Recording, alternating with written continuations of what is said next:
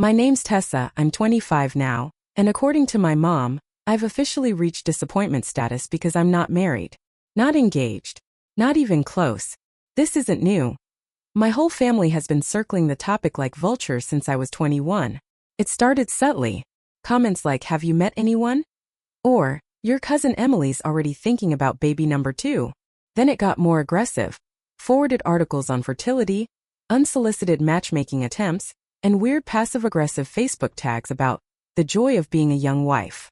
But this year it hit a boiling point. My family isn't particularly religious, though they love to pretend they are when it suits them. Think Christmas and Easter churchgoers, who still quote outdated scriptures at the dinner table to justify their opinions. My mom Elaine is a homemaker through and through. She quit her job at a dental office when I was 10, and has spent the last 15 years managing the family's social reputation like it's a full-time gig. My dad Frank is an ex-gym teacher who now sells used cars and still treats every family dinner like it's halftime in the state championship. He calls me kiddo, and claps me on the back so hard it feels like a Heimlich maneuver. I have 2 brothers. Keith, 22, married his high school sweetheart the second she turned 21 and just bought a fixer-upper 3 blocks from my parents. He works in HVAC and refers to himself as a provider, like he's on a pioneer homestead. Dylan, the youngest at 19, just got a promise ring tattooed on his wrist for a girl he's been seeing for 3 months. My family loves that, says it shows commitment. Meanwhile, I've lived on my own since I graduated from Ohio State. I majored in digital media, started working in UX design straight out of college, and now I'm a lead designer at a mid-sized firm in Columbus. I make good money. I travel. I freelance on the side. I just signed a lease on my own apartment, the kind with exposed brick, big windows, and 0 roommates. But none of that matters to my family, because there's no man in the picture. At every family function, someone finds a way to bring it up. Aunt Cheryl, who's been divorced twice and now sells essential oils like they're the cure to everything from cancer to heartbreak, loves to say, "It's okay, sweetie. Not everyone is lucky in love." My cousin Hannah, who got married at 20 and now looks 10 years older thanks to 2 kids and a chronically unemployed husband, once told me, "Just wait until your heart catches up to your career." I wanted to say, "Just wait until your husband catches up to a job," but I bit my tongue. Always do. Because that's the rule. Don't make waves. Don't be difficult. Just smile, take the side comments like vitamins, and try not to visibly gag when someone suggests you date their coworker's divorced nephew. And for the most part, I've managed to keep the peace. I haven't brought home any partners, never felt the need. My dating life is fine. I've had serious relationships, but nothing I wanted to take to the next level. And I'm okay with that. I like my life. I like my freedom. I like waking up alone and deciding what I want to do with my Saturday. But that's not how my family sees it. To them it's like I'm drifting or worse, stalling. Like I'm a car that forgot to leave the driveway. That brings us to my birthday. 25. A milestone apparently. My mom planned this whole dinner at a restaurant downtown. Nothing fancy, but she made it seem like it was going to be a celebration. I was hopeful stupidly. I thought maybe she'd talk about how proud she was of me, how far I'd come, how I was doing well in a big city on my own. I should have known better. The whole family was there. My parents, both brothers, their significant others, Aunt Cheryl and her new boyfriend, a guy named Wayne who sells novelty knives online, and a couple of family friends who've known me since I was in braces. We ordered appetizers, made small talk, and everything seemed fine. Then came the toast. My mom stood up, glass in hand, smile tight as fishing line. She looked around the table and said, "We're so proud of everything you've accomplished, Tessa. But well, we can't help but feel a little disappointed that you haven't found someone to share it with. By 25, we really hoped you'd be building a family of your own. That's what we were all doing at your age." She laughed softly like she was trying to make it sound like a joke. But it wasn't. The whole table nodded along. Even the damn waitress paused awkwardly as she set down the cake. I laughed, this weird, shaky, brittle sound, and said nothing. What was I supposed to say? Sorry I didn't show up with the groom in the trunk? I blew out the candles, thanked everyone, and left before dessert. I walked 3 blocks to my car with a lump in my throat the size of a tennis ball.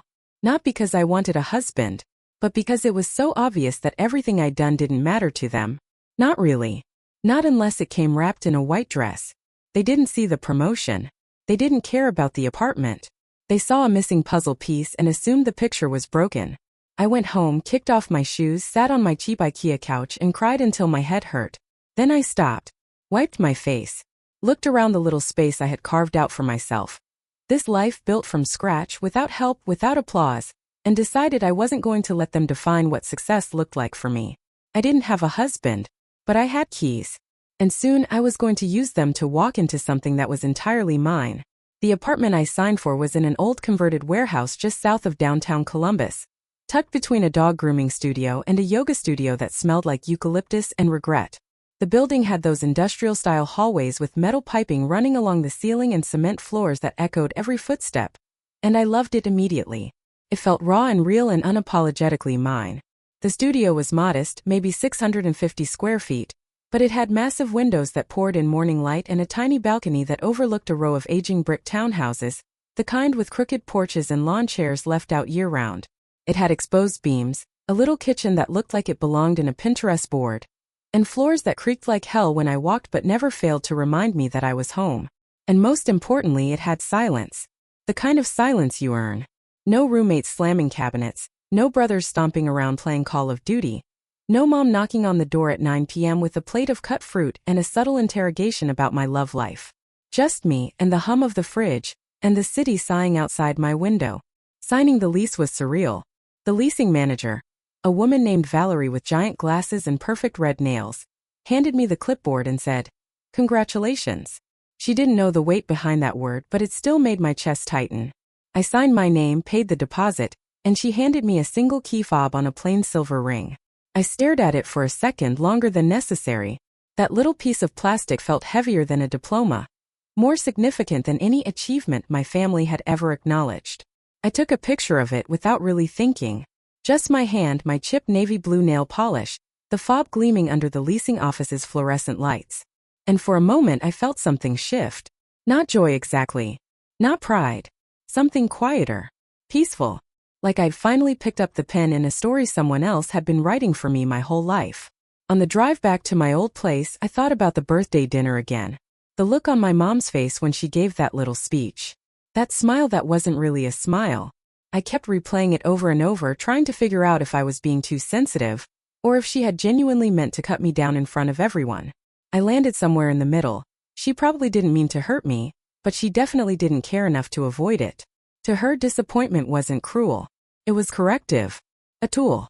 A means of nudging me back toward the path she understood. And maybe if I had just smiled, nodded, and promised I'd try harder, she would have slept better that night. But I didn't.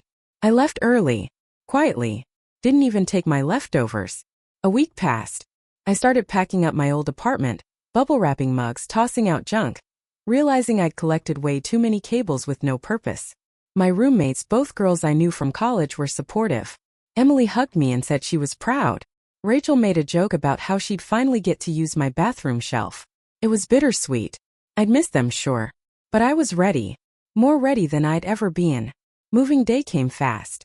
I rented a U-Haul, bribed a coworker named Marcus with pizza to help me carry my couch, and sweated through the July heat until every box, bag, and framed poster had been shoved into my new place. I remember standing in the middle of the apartment around 8 p.m., everything still in boxes, my cat Olive hiding behind the fridge, and thinking, this is it. No fanfare. No champagne. Just exhaustion, satisfaction, and the thrill of knowing I didn't need anyone to hand this life to me. I'd done it myself. That's when I remembered the photo. The key fob. I opened the image, stared at it again, and decided I was going to say something. Not because I wanted validation, but because for once I wanted them to see me, not the version of me they kept trying to manufacture, but the real one. The one who chose herself. So I opened the family group chat. It's called Team Henderson, which is hilarious because there's never been a less united front in history. It's a disaster of a thread. My mom uses it to share prayer requests. My dad sends blurry photos of his car engine for no reason. Dylan spams it with memes that would have been funny in 2012. I scrolled up, found the last real message, which was my mom thanking everyone for coming to my special day, and then dropped the photo below it. Just the key. No context. And then I typed, didn't get married by 25, but I walked into my own life instead. I hovered over the send button for a few seconds, thought about watering it down, thought about deleting it altogether, but then I hit send. Blue check mark. Read. Then silence. 1 minute. 2. 5. 10. Nothing. Not even a thumbs up emoji. I set the phone down. Made dinner. Tried not to think about it. Went to bed. Still nothing. The next morning my mom texted me directly. Call me when you have a minute. No emoji. Just that. I waited a few hours before calling. She answered on the first ring. Her voice was clipped tight, like a balloon stretched to its breaking point. Was that really necessary? She asked. No hello. No small talk. Just that. I asked what she meant. She said, the group chat message. You know what you were doing.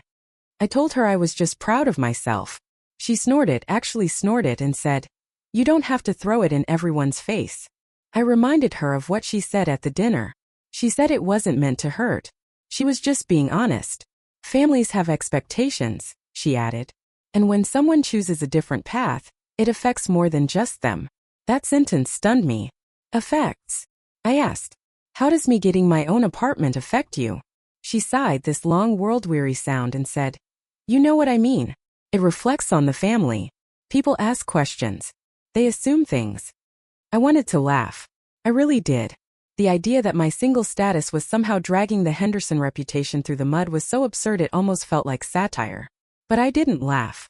I just said, if people are asking questions, maybe they're not the kind of people we should care about impressing. She didn't like that. The conversation went downhill fast. She accused me of being prideful, self-centered, of showing off as if independence was some kind of trophy. I told her it wasn't about showing off. It was about being proud. About marking a milestone the same way Krista got to do with her engagement or Keith did with his mortgage. It's not the same, she said flatly. That's not the kind of milestone we value. And that was it. That sentence. That final nail. I ended the call politely, told her I had work to do, and hung up. Then I stood in my new apartment, surrounded by boxes and sunlight and possibility, and let that sentence sit with me like a bad tattoo. Not the kind of milestone we value. My 25th birthday was supposed to be simple. That was the word my mom used when she called to plan it. Simple. She said it twice, actually. Nothing crazy, just something simple with the family. I should have known then it wouldn't be. When Elaine Henderson says something will be simple, what she really means is that it will be well organized, heavily commented on, and somehow both underwhelming and emotionally loaded. She picked a place called Harvest Stone. One of those rustic-themed bistros with mason jar lights and overpriced avocado toast. It's the kind of place people go when they want to feel classy but still be close enough to complain about parking. We'd been there before for Dylan's graduation dinner, which ended with my dad arguing with the server about the price of sparkling water. I didn't fight the choice. I never do. The path of least resistance. That's my specialty when it comes to family events. I let them pick the time, the place, the guest list. I didn't even blink when I saw that Krista, the golden cousin with the Pinterest wedding and the booming Instagram following, was invited. She's not even technically immediate family, but she shows up at everything, flashing that toothy grin and calling me Tessie, which she knows I hate. The day of the dinner, I wore black jeans and a blouse I bought on sale from a brand I can't pronounce. I curled my hair, put on mascara, and actually made an effort. I told myself maybe this year would be different. Maybe turning 25 would finally mean something to them beyond what it wasn't. The restaurant was dimly lit, loud in that curated way, and smelled like rosemary and disappointment.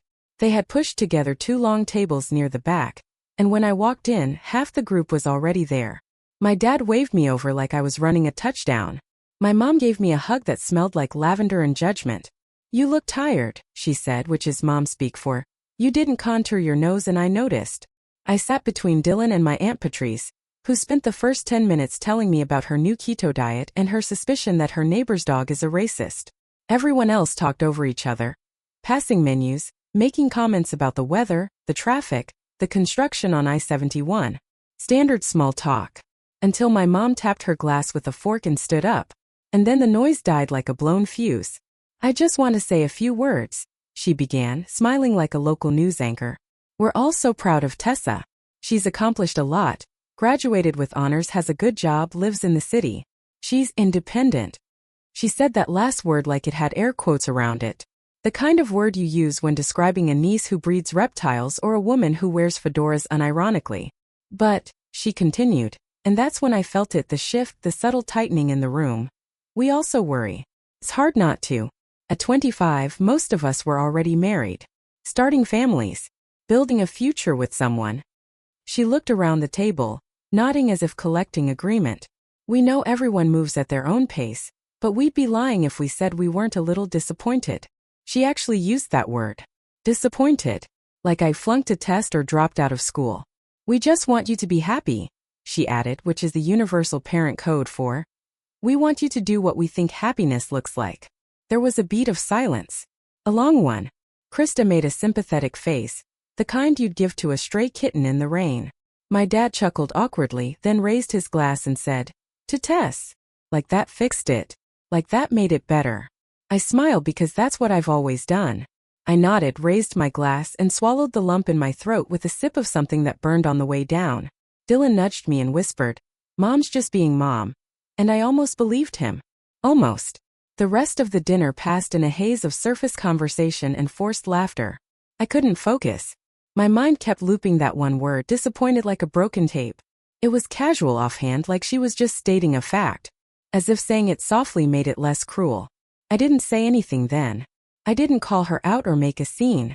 I just endured it. Because that's the role I play. The quiet one. The polite one. The daughter who doesn't challenge, who smiles through critique, who doesn't make things uncomfortable. When dessert came, it was a basic chocolate cake with my name piped across the top in pale yellow frosting. The server brought it out, and everyone clapped like trained seals. My mom leaned over and said, "Make a wish, sweetheart." I looked at the candles, 5 of them in a little cluster, and wished I were somewhere else. Anywhere else. I blew them out. Everyone cheered. And I excused myself to the restroom, locked the stall, and stared at my reflection in the mirror for 10 straight minutes. The face looking back at me didn't look defeated. Just tired. Tired of pretending like their words didn't leave bruises. Tired of playing nice while they wrapped disappointment in love and called it tradition. When I came back to the table, no one noticed how long I'd been gone. No one cared. We said our goodbyes in the parking lot. I hugged my dad, nodded at my mom, and got into my car without looking back. I didn't cry. Not then. I drove home in silence, hands gripping the wheel so tight they ached. And somewhere on that drive, something in me hardened. Not out of anger. Out of clarity. Because I realized then that it didn't matter what I did. I could get another degree, land a 6-figure job, buy a house, win an award. None of it would ever be enough to them. Not without a ring.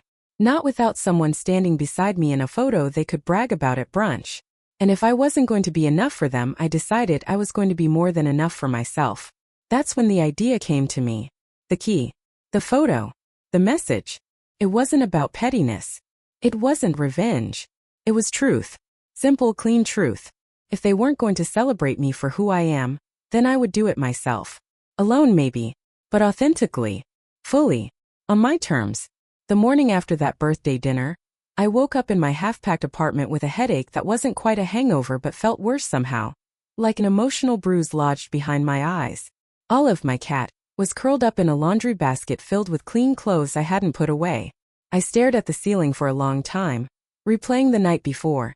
Each sentence my mom said burning a little deeper now that the artificial glow of family dinner was gone. I made coffee, sat on the floor, scrolled through my phone without seeing anything. The group chat was still quiet, save for a single message from Aunt Patrice that said, "You looked so pretty last night, hon, Purple Heart." It felt like someone throwing a rose on a crime scene.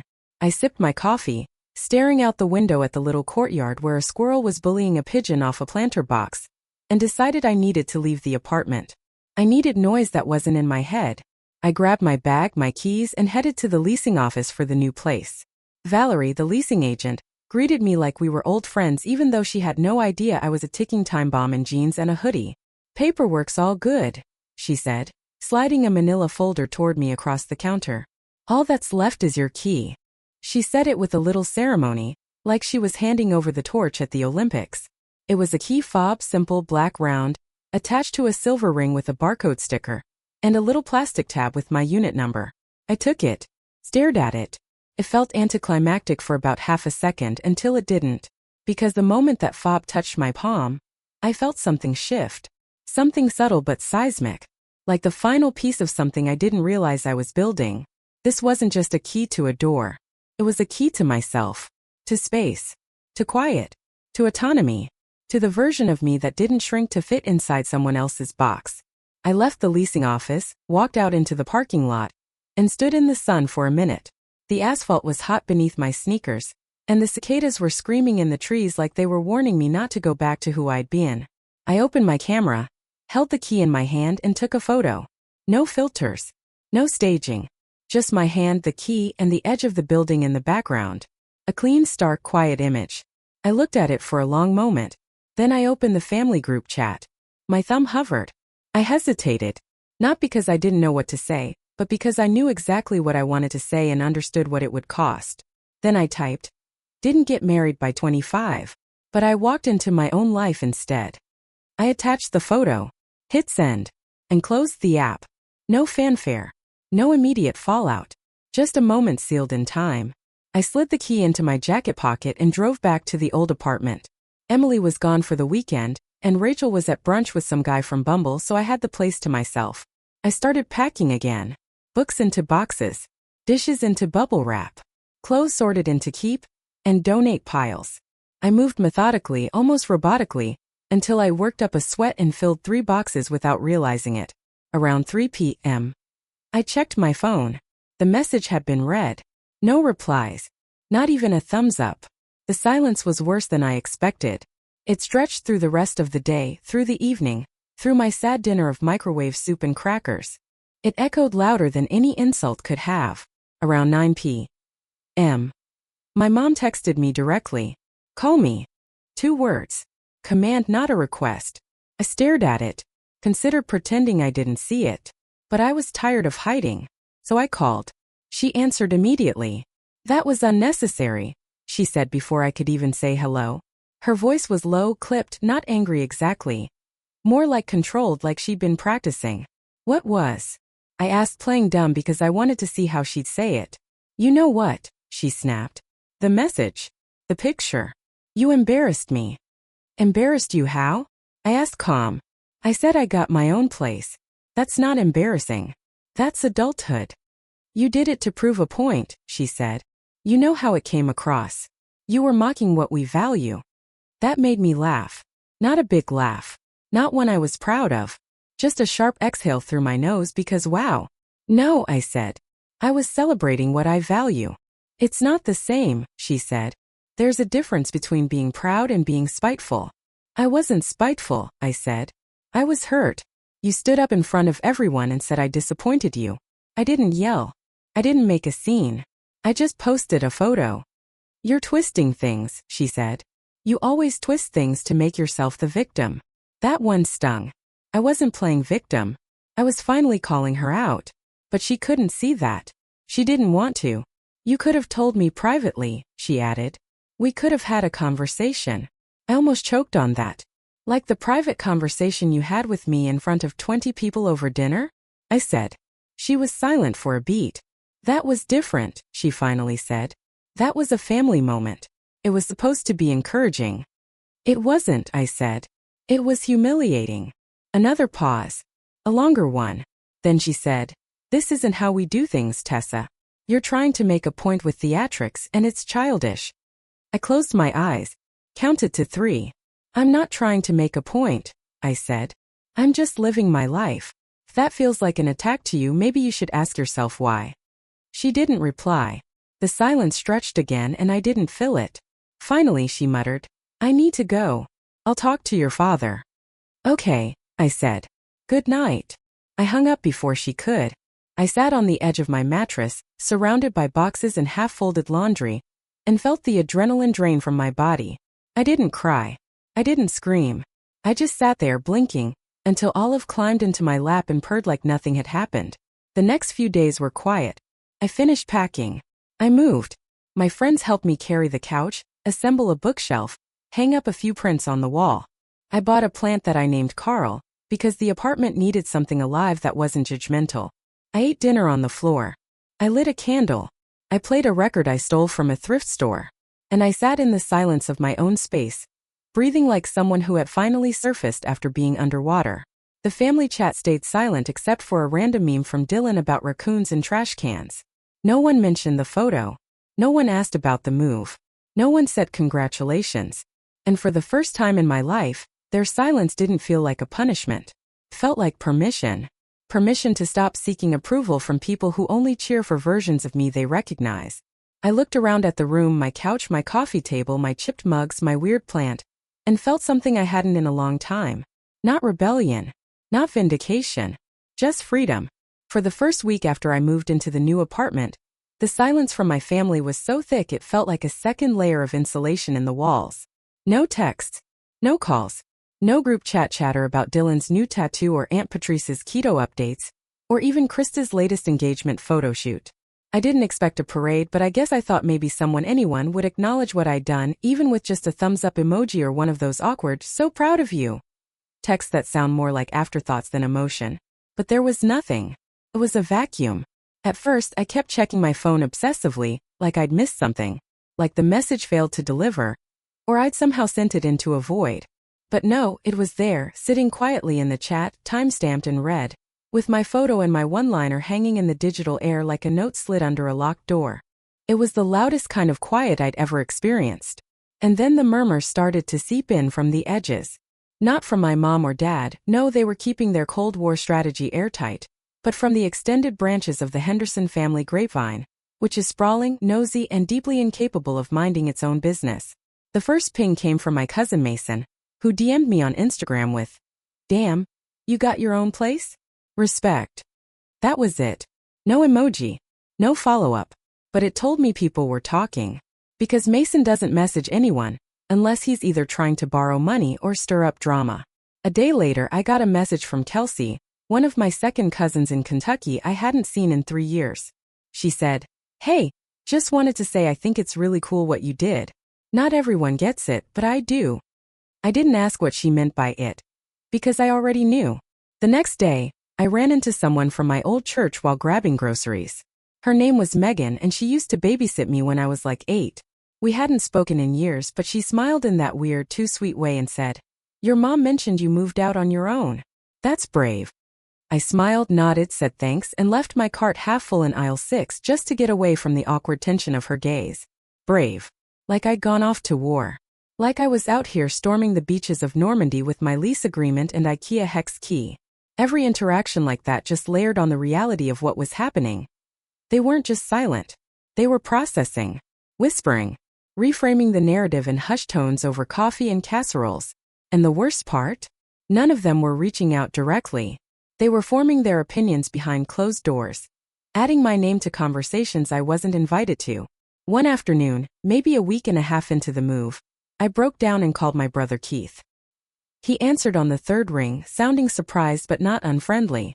"Hey Tess. What's up?" I told him I just wanted to check in. He said he figured I'd be too busy, enjoying the single lady freedom. It was a joke, but not really. I asked him how things were at home. He said, "Quiet.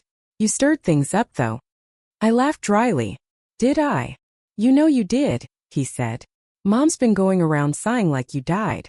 She says you embarrassed her, but I think she's more confused than anything. She doesn't get it. She really thought you'd come around by now." "Come around to what?" I asked. "To her expectations? To pretending I'm someone else?" Keith hesitated. "To what she thinks happiness is. That's all. She's not trying to be a villain." That word. Not trying to be a villain. As if that absolved her. I didn't need her to be a villain. I just needed her to see me. Keith changed the subject quickly, told me about a new grill he'd bought, and invited me to a cookout the following weekend. I told him I'd think about it. I didn't go. The thought of walking into that backyard, under that canopy of polite smiles and tense silence, made my skin crawl. I stayed home instead, assembled the last of my bookshelves and ordered Thai food. Olive perched on the windowsill watching the sunset like a tiny philosopher, while I ate pad see ew straight from the container. It was quiet, but the good kind this time. The chosen kind. The only member of my immediate family who reached out on their own was Dylan. He sent a text that said, "I think it's cool that you have your own place." I told Mom not to freak out, but you know how she is. I didn't reply right away. When I did, I just said, "Thanks." I didn't have the energy for more. About 2 weeks after moving, I got an envelope in the mail. No return address, just my name, written in my mom's precise, looping cursive. Inside was a card, floral, soft pastels, Generic sentiment printed on the front. Wishing you all the best on your next chapter. Inside she'd written, "We are still a family even if we don't always agree. Love, Mom." No apology. No mention of what had been said. Just a passive blanket statement that managed to sound both conciliatory and dismissive. I stuck the card in the junk drawer next to an expired Bed Bath & Beyond coupon and a bunch of stray batteries. I didn't text her. I didn't call. I let the silence continue. Not as punishment but as space. As breathing room. I went back to my routines. Work, freelance projects, walks around the block when my head got too loud. I started learning how to cook more than just pasta. I took myself out for drinks once a week, sat at the bar with a book and a gin and tonic, and watched the city move around me. I felt like I was dating my own life, learning its rhythms, its weird little habits. Every time I unlocked the door to my apartment, that key fob clicked against the sensor with a soft beat that made my chest feel full. Like maybe I wasn't where they wanted me to be, but I was exactly where I needed to be. Still, the weight of being the disappointment clung to me like humidity. It was subtle, constant. It lived in the way strangers addressed me, in the tone of acquaintances who meant well, in the pitted glances I imagined whenever my mom mentioned me in conversation. She's figuring things out. She's focusing on herself right now. She's independent. That word again. Always that word. As if it were a synonym for broken. But what none of them seemed to realize was that I hadn't burned a bridge. I just built a new one in another direction. And maybe they wouldn't follow me across it. Maybe they'd stay behind, clutching their ideas of how things were supposed to be. But that didn't make my journey any less valid, any less real. I started journaling again, late at night when the city had gone soft and the shadows in my apartment felt kind. I wrote about what it meant to choose yourself, to walk away from someone else's dream of you, to build a home in your own name and trust that the silence meant peace, not punishment. I didn't know if things with my family would ever be the same. Part of me hoped they wouldn't.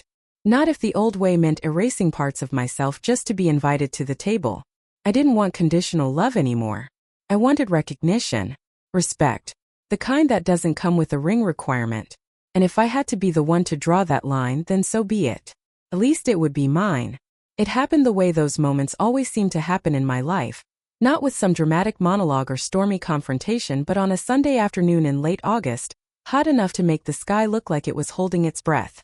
I was at the farmer's market picking out overpriced heirloom tomatoes that looked like art class rejects when my phone buzzed. It was a text from my dad. "Your mom wants to talk. She says it's time.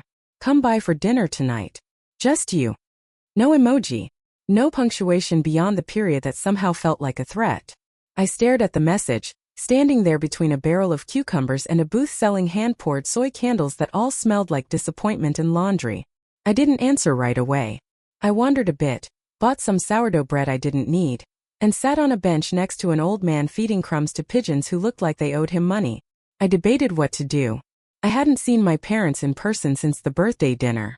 I'd had that one clipped call with my mom, the nothing text from Dylan, the half-hearted DM from Keith, that card in the mail like a lukewarm truce. But no real conversation. No resolution. Just a lot of silence wrapped in pride. Part of me didn't want to go. I knew what would happen.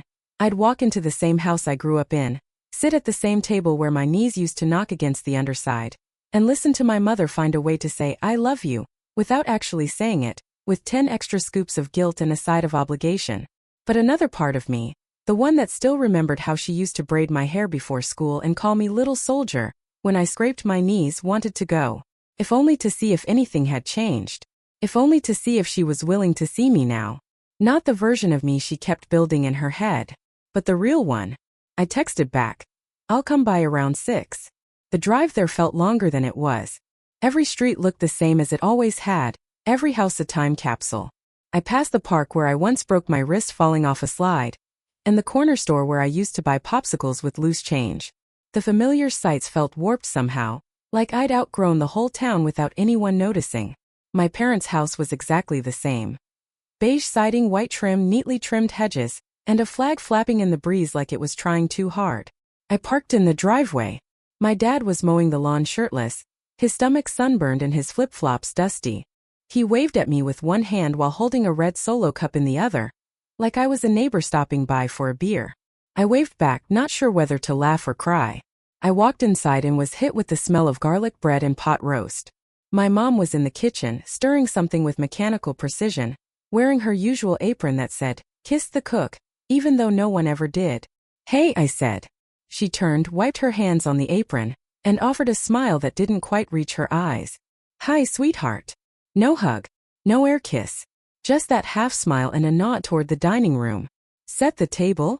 I took the stack of plates from the counter without speaking and moved like I used to when I was 15, placing utensils like they were chess pieces and wondering what game we were playing.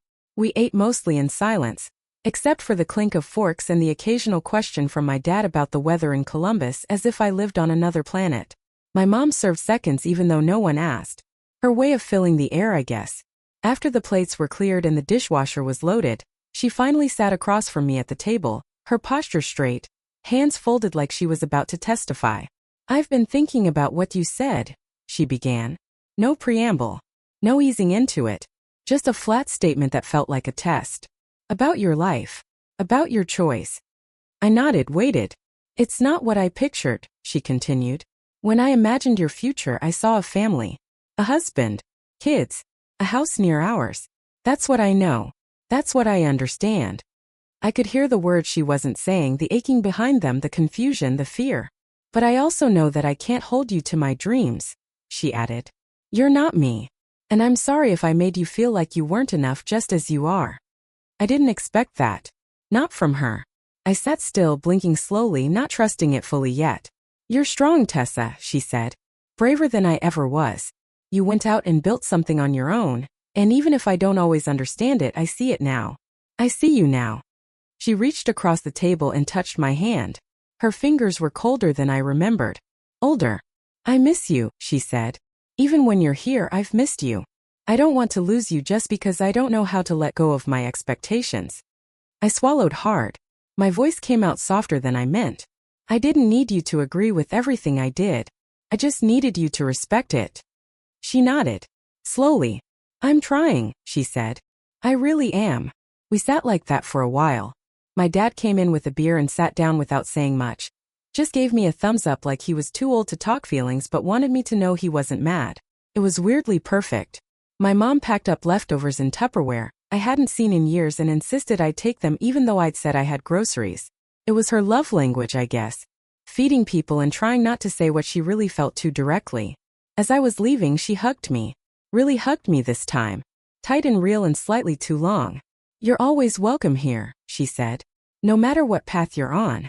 I nodded, didn't say anything, and got in my car. On the drive home, I felt lighter. Not fixed. Not redeemed. But lighter.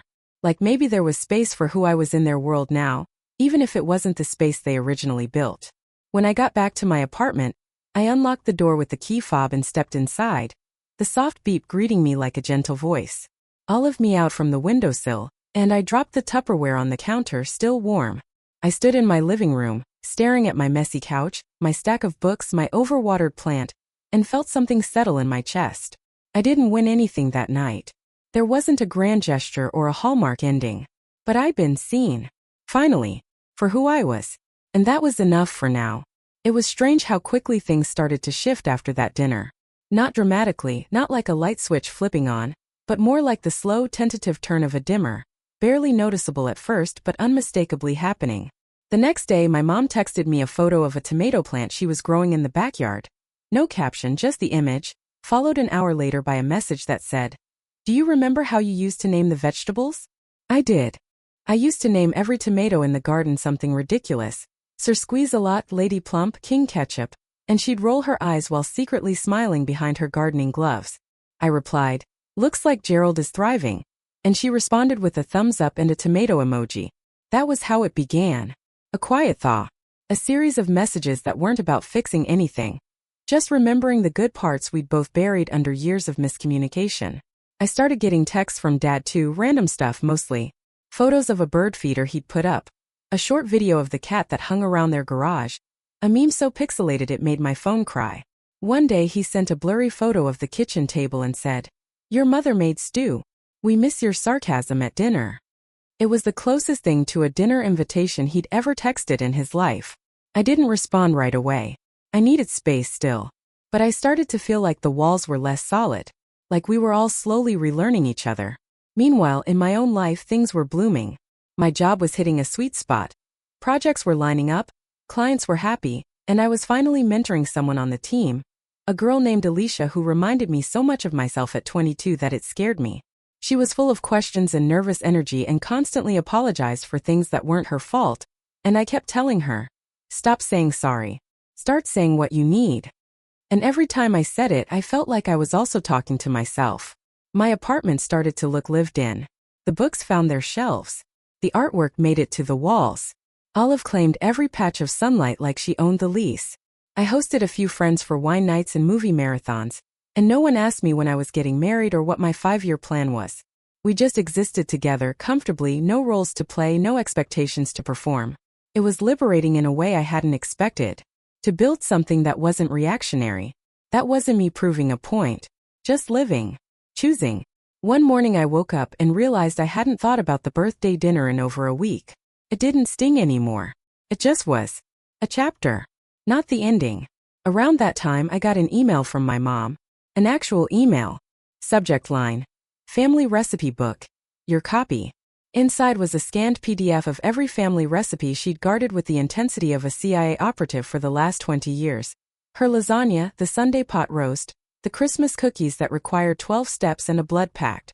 She'd even typed little notes next to each one. Add a splash of white wine. Your dad never notices, but it makes a difference. Use real vanilla. Not the imitation stuff, Tessa.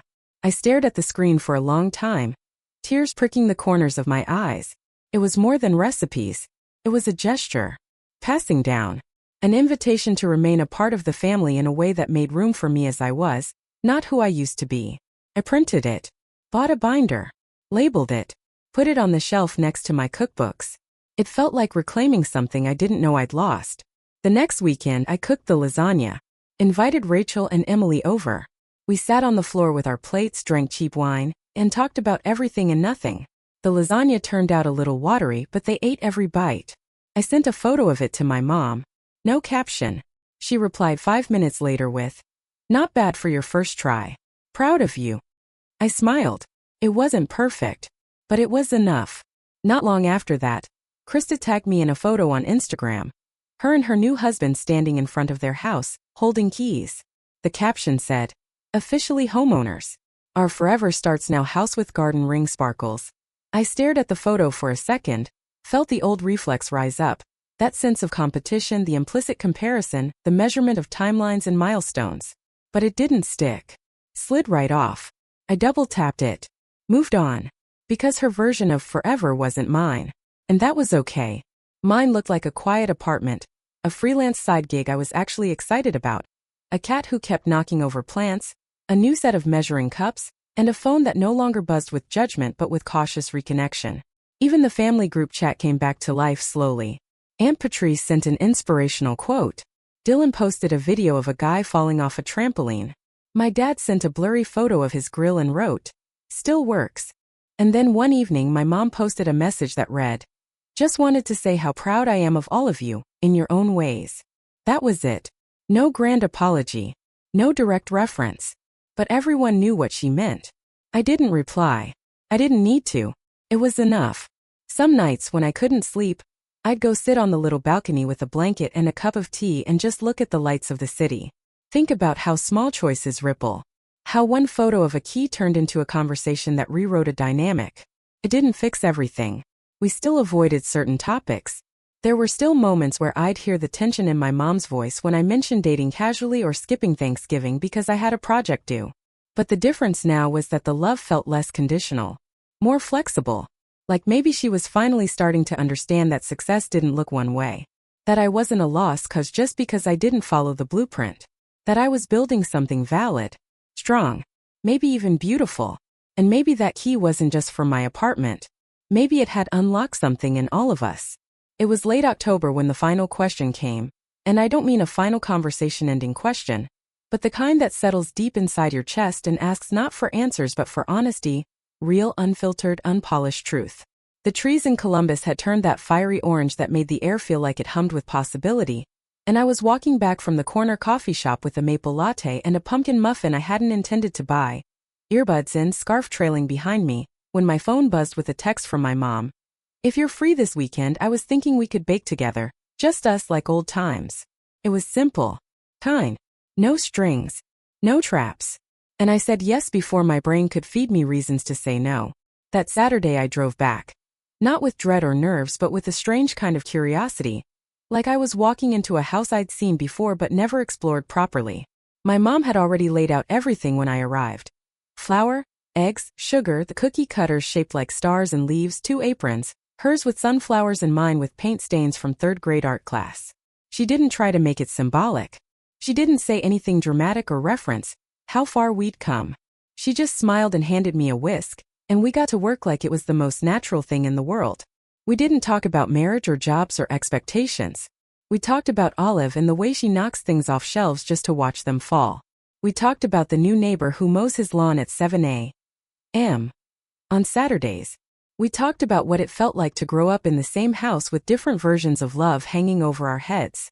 And somewhere between mixing dough and trying to remember if the nutmeg went in before or after the cinnamon, my mom looked up from the counter and said, "Do you ever think about getting married?" It wasn't loaded. It wasn't accusatory. It wasn't even hopeful. It was just a question. And in that moment I realized how far we'd come. Because she wasn't asking when or why not. She wasn't holding it up like a ruler to measure my worth. She just wanted to know what I thought, what I wanted.